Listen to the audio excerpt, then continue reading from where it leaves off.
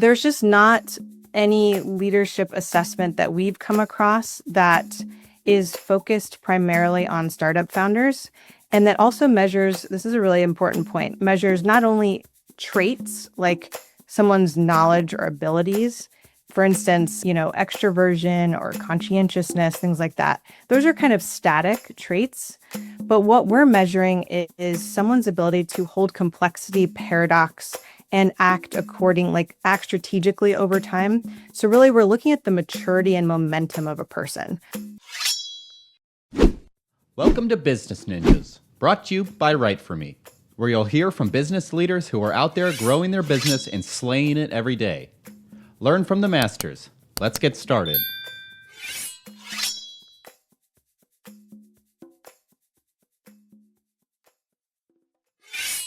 Hi, and welcome to another episode of Business Ninjas. I'm here today with Logan Yonavjak, co-founder and CEO at the Founder Readiness Institute. Logan, how are you today? I'm doing great, Andrew. Thanks so much for having me today. My pleasure. I appreciate you spending some time with us on Business Ninjas. Please tell us a bit about yourself and about the Founder Readiness Institute. Yeah, absolutely. So I started my career in impact investing, really this idea of capital serving as a force for good in the world. And I worked primarily for almost 2 decades at the intersection of natural capital, business, and finance. And my career focus previously, before I started the Founder Readiness Institute, has really been focused on deploying private capital into the restoration and conservation of ecosystems. So formally, educationally, I have an MBA, a master's in forestry, and several financial services licenses. That's setting the scene a little bit for talking about what I'm doing now. But I've also spent a lot of time with startups. So I've helped startups raise capital, and I've also worked with VCs and angel investment groups, numerous across the country. And then more recently, in 2025, earlier this year, I co-founded the Founder Readiness Institute. So we've developed the Founder Readiness Level, which is essentially a tool to help early stage investors assess and support early stage founders. And so we're looking at their readiness and capacity as leaders. And so where that ties in, I just gave you my background in natural capital and early stage investing, but where this ties in with my interest in the Founder Readiness Institute is I've always had sort of a closeted interest in psychology and then leadership and motivation as a backdrop to what I've been doing. But as I've worked in the investing world, I realized I needed to bring it more to the forefront and formalize it. So that's part of why I launched this company. Excellent. Well, hey, first of all, thank you for what you do. I'm hoping that your timing is great because we seem to be in a world where people want more transparency and in ESG and what they're investing in. They want to know who's at the top of the food chain and if they're behaving themselves in an eco-friendly way and things like that. So this is important stuff. Talk a little bit more about the Founder Readiness Institute and the sort of services you provide. Yeah, absolutely. So I would say we really sit at this intersection of early stage investing and then founder resilience and capacity. So in a lot of early stage investing conversations, investors in particular will say, well, it's all about the team, but there's really no standardized way to actually evaluate a founder's readiness or a founding team's readiness and capacity to lead that company. And so if we think about other industries or other functional roles in society, like if you're going to go into the CIA or going to be an astronaut or some other high profile job, you're going to get a lot more assessment and training as part of that. And right now, mostly we're giving people hundreds of thousands, if not millions of dollars with very little in the way of really assessing whether they're ready for that role or how to give them support after they take on the role. What sort of companies are you working with? Particular industries or verticals that you're serving or size companies? So we're looking at really the early stage companies primarily at this point, although our tool is very versatile and could be applied in multiple contexts. But right now we're working with primarily startups in the pre-seed, I would say Series A stage, and then investors. On the investor side, we're looking at investors who are obviously deploying capital in those stages. But I think lead investors are our primary audience because they're able to set the terms of the deal. And as part of that kind of ask or request of founders to take something like this. Well, we seem to be at a kind of risk averse time in terms of investment. So I would think your timing is good on that front as well. What are the most common problems you're solving for your clients? Yeah, so really a way to think about what we're doing is looking at risk. So it's kind of like people risk. And we look at six core constructs. So we're looking at things like whether the person is pivots easily, how rigid is their identity, and how coachable are they? How willing are they to take in feedback and do something actionable with it? How good are they at managing complexity and systems thinking? So how do they go from thinking about themselves primarily to maybe a few stakeholders to like the entire system or market in a very holistic and dynamic way? And so we're able to tease that out in a 45-minute to an hour video assessment. And then we provide follow-on coaching and support if that's desired by the investor or founder. And talk about your timing in terms of bringing this sort of approach to market. Is it because you saw the need, or is it really because your life has sort of all the tools that you've put in your tool chest sort of brought you to this moment? I'd like to think it was, it's always fun when there's a light bulb moment. I think mine came in several phases. So, one, I was just curious about the impact investing space and how, I'd worked in a lot of like environmentally focused situations where we were measuring ecosystem impacts, but we were missing a lot of, again, this people side of the equation. And I saw a lot of projects across many different organizations fall apart because the leadership couldn't get along, or they had some sort of flaw that didn't enable them to lead the organization properly. And so that was a curiosity kind of over time, just getting more work experience. And then I saw, the inside baseball of a lot of VCs and angel groups. And, the diligence process can be very sophisticated, but I didn't see, again, a lot of people asking deeper questions of the founders themselves and trying to understand them as individuals and leaders. And then I've had some of my own challenges as an angel investor where I didn't ask good questions, and it led to, some losses on my side. So the pinnacle kind of insight came when I was researching tech commercialization, and I came across the technology readiness level as a framework. And I just thought, why isn't there like a founder readiness level? So that was really the light bulb moment. If I can point to one, it was kind of that culmination. Yeah. It makes a lot of sense. Again, as a civilian in this subject, there is a perception, and I hope it's the wrong one, that the companies that are really good at being profitable aren't necessarily so good at being sustainable, and vice versa, that the companies that are most eco-friendly and sustainable don't necessarily have the profit machine front and center. So finding a balance in that world I would think is critical. And if you can provide insight that they don't already have. Do you have competition in this space? And if so, what makes you stand out in it? Yeah, I would love to answer that question. I just want to go back one because I was talking about the risk side of things, but there's also, we're helping investors uncover risk, but we're also helping them uncover opportunities. So I think a lot of founders are potentially overlooked because they're not as charismatic, or they're not as verbose, or there's not a few salient things that people tend to look at when they're judging a person as to whether they'll be a good leader. Those can be valuable, but there's those additional traits and capacities that I mentioned that I think can really help us standardize and remove some bias in the system. So I'm excited about the opportunity to bring a more unbiased approach to how we assess people.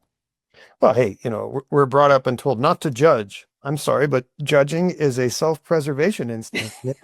And Yeah. and if you're talking about investing in a seed startup, you better be judging every last person and thing in the food chain of the people asking you for your investment dollars, right? So sort of a catch 22 there. You're not supposed to judge people, but you better be judging people at the end of the day, because there's a lot at stake here. Or maybe use the term discernment. Discernment. People don't like the term judgment. It's discernment. So Discernment. I will take an SAT word to replace the word to say that I'm not judgy. Okay. So Again, I assume there's some competition in this space. What makes the Founder Readiness Institute stand out in the crowd?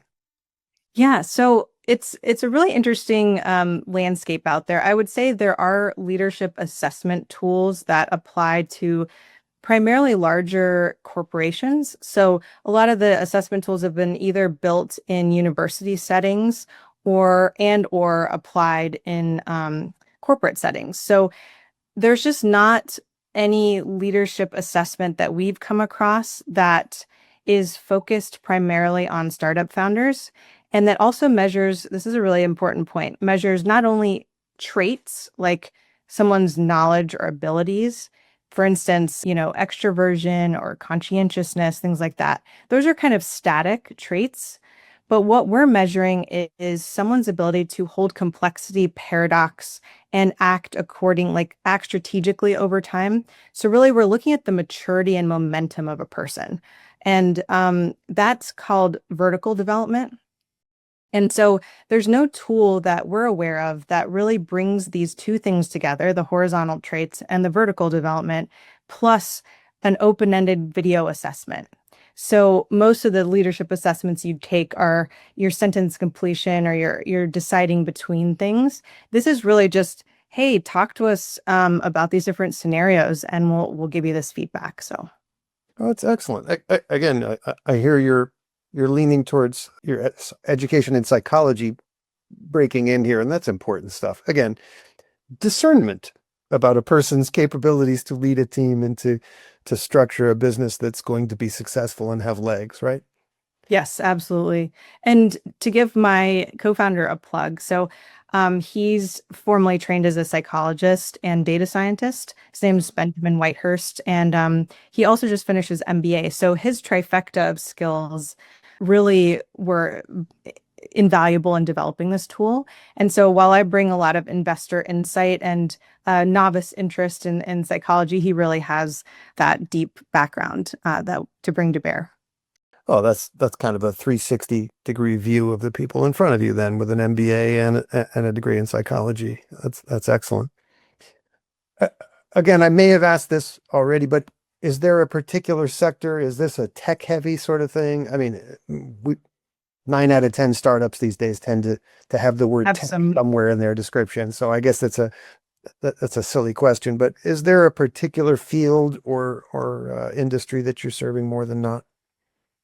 I think we'll get more granular as we go. Right now, we're open to multiple industries and technological focus areas. I would say I would turn it and say somewhat dependent on the investor mentality. I think it's going to be harder for us to work with investors who are just wedded to the model of like, let's just invest in 10 companies and one of them is going to be a hockey stick and the others we don't necessarily care too much about because they don't mean as much to the returns of the portfolio. What we're really looking for is investors who care about the rest of their portfolio and who want to invest in maybe some of those companies that aren't going to be a 10x, but they might be a 3 to 4x. So we just think we can improve the odds of a company succeeding. And I wanted to give some really interesting statistics that I've come across just to ground this in the market. So CB Insights in 2019 produced a postmortem industry survey of over 100 startups that failed. And they found that 42% cited founder related causes. So some sort of issue with the founder or founding team and their psychology and interactions led to the failure of the company. And then Harvard Business Review, this is based on a decade of research. Noam Wasserman in 2012 produced a report showing that 65% of companies fail due to management team issues within a startup context. So those are, depending on how you slice it, is a significant portion of companies are failing because of the founders and founding team, the people side of it. So we just want to help improve those odds in some measurable way. Well, hey, it all trickles from the top at most businesses. I mean, That's well said. I'm blessed to have a friend and brilliant, open-minded person at the top of my company, and it all flows from him. So I could see it going the other direction with a person of a different mindset at the top of the food chain. Absolutely. So this question may be loaded because again, you just founded this year, but we're in an era where people got to find you. You got to tell your story. What role has content played in the growth of the Founder Readiness Institute? Well, actually, that's one of the first things I invested in terms of outside support. I realized that I've done a lot of thought leadership in my career, but not necessarily been the face of a brand or a product. So I was really, as a leader, I was like, I really could use some support in this area. So I've hired a consultant to help me, and I'm also enrolled in an interesting accelerator program for this. But that's all to say that I think it's really important to focus on content marketing. And I would say in building trust in this sort of new category of diligence, which is more around standardizing diligence around the people, content marketing has played a critical role in what we do. It's one of the first things I invested in as a founder is some support around helping me build our brand and really the underlying research and how we're presenting that research to the market. So we've been in the last couple of months producing a lot of content. We're going to have a white paper later this year, and we're really positioning ourselves as the educated thought leaders in this space. That has created a lot of inbound demand. I'm doing a lot of speaking engagements and just getting out there and also listening to investors and hearing what concerns and pain points they have. I think that's critical in terms of having this two-way conversation in the market. Excellent. All right. Look down the road a year from now. What are some things you'd like to be celebrating personally and professionally? Well, one of the things I'm most excited about is being able to celebrate the release of published case studies. So I'd love to work with impact investors and others, accelerator programs and VCs who adopt our product and who try it out and have success with it.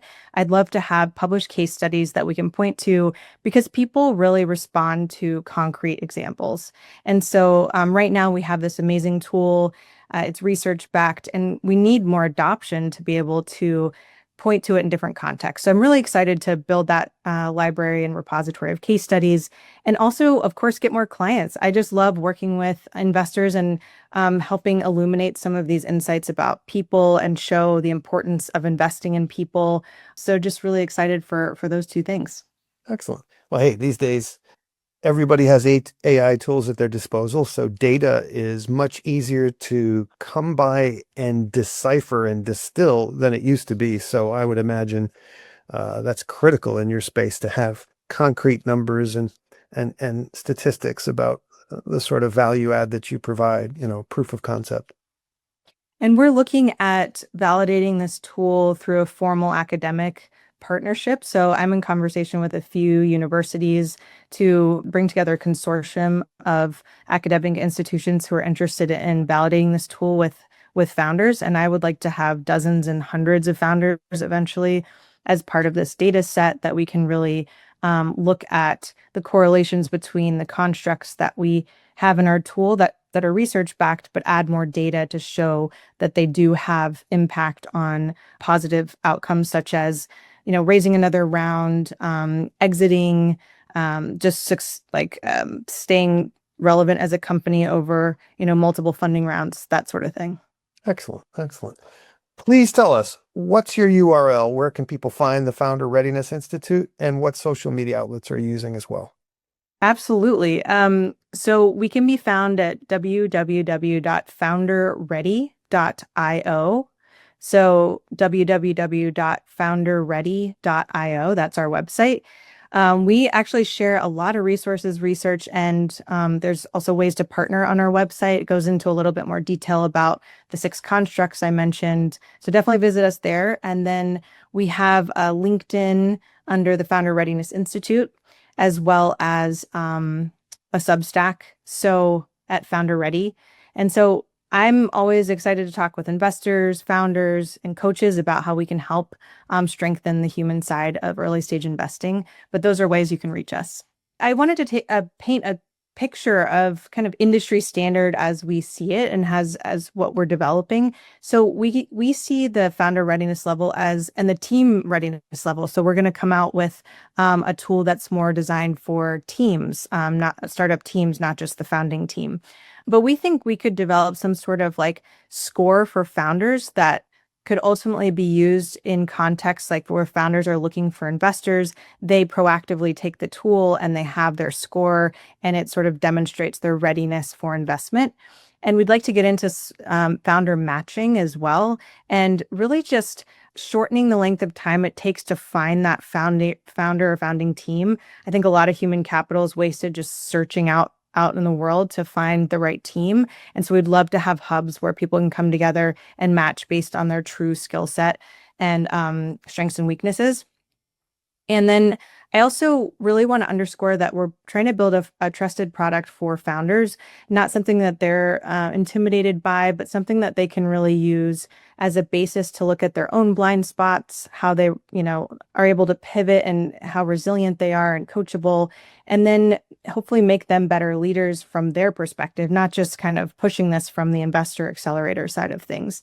So we really want to be pro-founder and come across as pro-founder in our brand. And so always looking for feedback from founders on this tool. And yeah, this isn't a test. It's not another personality test.